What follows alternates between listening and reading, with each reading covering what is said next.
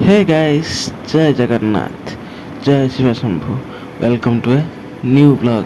तो आमर हठात प्रोग्राम है आमे बाहरिलु प्रभु आरणी दर्शन अभिमुखे कहीं आज आम एक छुआ पुअर छुट्टी पड़ा जाऊँगी। आमे सकाल सकाल बाहरी गलु जेहेतु बहुत जल्दी भी बाहर थिला।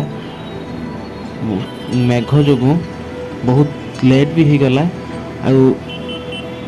बाहर लेट हुआ संगे संगे वीडियो मध्य लेट रे आसी कहीं वीडियोटा किसी व्यक्तिगत कारण पाई आम सही समय अपलोड कर पारि नथिलु, जहाँफल आम एक लेट रे अपलोड करुछु। तो एबे आम आसिकी आखंडमणि जो तोरण रही तो से बाटे आम एंट्री कलु। तो एबे आम आगे चलिलु आमर गंतव्य स्थल तथा चुट्टी पकेवा उद्देश्य रे बाबा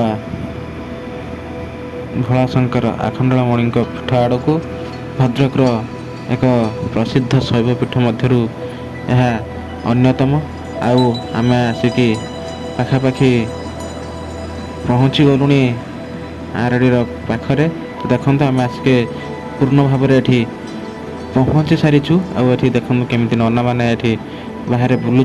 आम आसिकी पहुँची गलु। देखु मंदिर पाखरे एठी शिवंकर गोटे बहुत बड़ स्टेचू रही।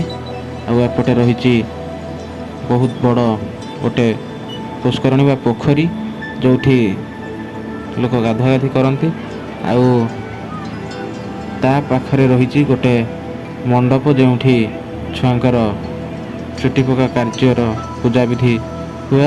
एठी देखो आमर आम पुअर एठी चुट्टी लंडा करा सैला परे एठी आनी ताकू केमती पूजा करा जाउछि। लंडा करार वीडियोटा मु शूट करि पार नथिली, जोथि पई सेटा स्किप हो जाइछि। किंतु एठी देखंतु आमर एबे पूजा कार्य चली छुआर। एहाकू खूब मात्रा रे एंजॉय करंतु। वीडियो एमती कंटिन्यू रुहंतु। आपण मानकर भल पाइबा स्नेह प्रेम एमती का थाउ।